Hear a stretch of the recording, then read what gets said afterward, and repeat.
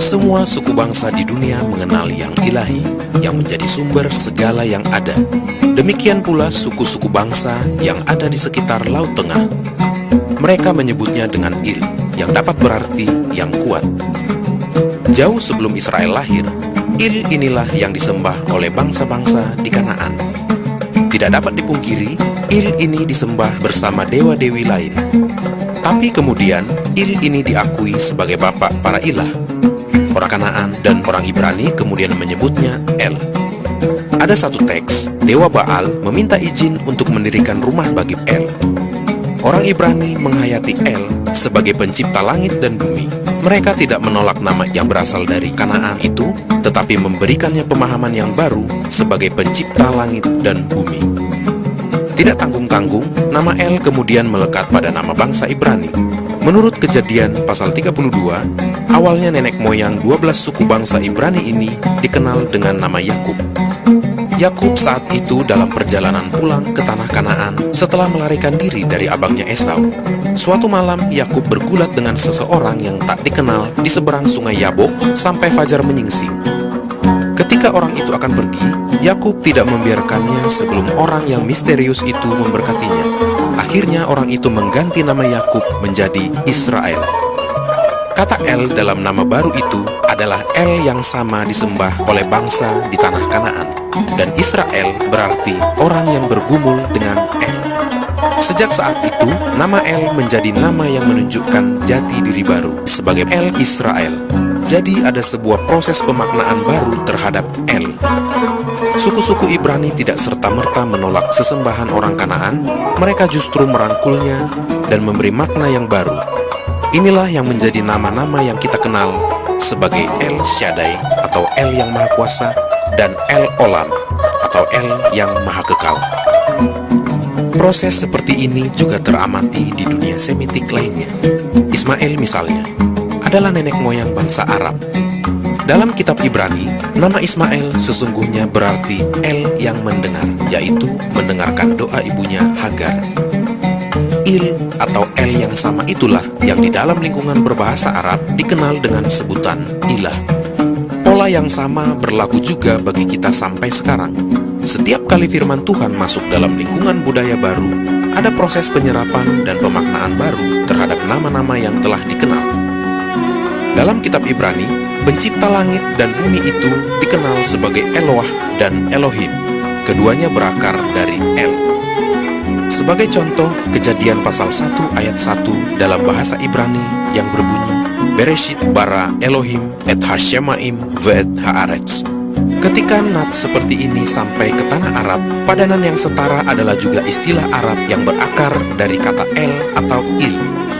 Itu sebabnya dalam ayat ini Alkitab dalam bahasa Arab menunjukkan Allah. Proses inilah yang juga terjadi ketika iman Kristen tumbuh di tanah Arab. Bahkan sebelum lahirnya Islam, umat Kristen Arab menggunakan nama Allah sebagai padanan El, Eloah, Elohim sampai sekarang. Dalam Alkitab yang dipakai umat Kristen di tanah Arab, kata Allah itu benar-benar istilah yang sangat akrab. Sebenarnya itu benar-benar dari kata yang sama, akarnya sama, hanya beda cara pengucapannya. Gejala yang serupa kemudian nampak dalam bahasa Melayu yang banyak menyerap istilah-istilah dalam bahasa Arab, bukan saja di kalangan Muslim, tetapi juga umat Kristiani di Nusantara. Hampir 4 abad lalu, Injil Matius diterjemahkan oleh Albert Cornelis Ruil ke dalam bahasa Melayu. Dalam terjemahan ini, kita menemukan kata Allah misalnya dalam Matius pasal 1 ayat 23. Terjemahan-terjemahan Alkitab Melayu berikutnya terbukti mempertahankan penggunaan yang sama. Oleh sebab itu, Alkitab terjemahan baru yang diterbitkan oleh Lembaga Alkitab Indonesia tahun 1974 meneruskan tradisi yang telah ada. Seperti Alkitab Ibrani, Perjanjian Baru pun mempertahankan prinsip yang serupa. Kata Theos dalam lingkungan Yunani digunakan untuk menyebut ilah-ilah mereka. Perjanjian Baru tidak segan-segan menggunakan kata Theos itu untuk menyebut Bapa Tuhan kita, Yesus Kristus. Kata Theos itulah yang dipadankan dengan Allah dalam Alkitab terjemahan baru, seperti contoh ini. Terpujilah Allah, Bapa Tuhan kita Yesus Kristus, Bapa yang penuh belas kasihan dan Allah sumber segala penghiburan. Jadi proses penyerapan kata Allah yang awalnya digunakan di lingkungan umat Kristiani berbahasa Arab itu tidak berbeda dengan proses penyerapan kata El dari dunia Semitik kuno dan kata Theos dari lingkungan Yunani, seperti yang tadi sudah kita lihat. Itulah yang mendasari kebijakan Lembaga Alkitab Indonesia sampai kini menyangkut penggunaan kata Allah dalam Alkitab kita. Selain kata Allah, sebagian orang juga bertanya tentang penggunaan nama ilahi YHWH. Apakah nama yang suci ini dihilangkan dalam Alkitab kita? Apa sesungguhnya yang telah terjadi? Pertama-tama harus ditegaskan, penulisan Yahweh tetap dipertahankan dalam kitab suci Ibrani. Akan tetapi sejak zaman pembuangan, nama suci itu semakin dihindari pengucapannya oleh umat Yahudi yang sangat menghormati kekudusannya. Setiap kali mereka menemukan nama Yahweh, mereka menyebutnya Adonai, yang berarti Tuhan. Ketika Alkitab Ibrani diterjemahkan ke dalam bahasa Yunani di kota Alexandria di Mesir, Yahweh tidak dipertahankan, melainkan dipadankan dengan istilah Yunani Kyrios, yang berarti Tuhan. Artinya, umat Yahudi menjelang zaman Perjanjian Baru sudah biasa menyebut Yahweh sebagai Adonai, atau padanan Yunaninya Kyrios. Terjemahan Yunani tadi yang dikenal sebagai Septuaginta adalah kitab yang digunakan umat Kristen, termasuk para penulis Perjanjian Baru. Kebanyakan kutipan dalam Perjanjian Baru justru diambil dari Septuaginta. Mari kita simak kutipan berikut dari pernyataan Tuhan Yesus tentang dirinya di sebuah rumah ibadat di Nazaret, dalam Lukas 4 ayat 18, yang berbunyi, "Roh Tuhan ada padaku, oleh sebab Ia telah mengurapi aku untuk menyampaikan kabar baik kepada orang-orang miskin, dan Ia telah mengutus aku." Teks kutipan ini berasal dari Yesaya pasal 61 ayat 1. Meskipun dalam bahasa Ibrani terdapat nama YHWH, dalam teks Yunani yang dikutip Injil Lukas, YHWH tidak disebutkan sama sekali, melainkan digunakan istilah Kyrios yang setara dengan Adonai. Tradisi ini sama dengan tradisi umat Yahudi sesudah masa pembuangan. Jadi para rasul dan penulis Perjanjian Baru meneruskan tradisi yang sama.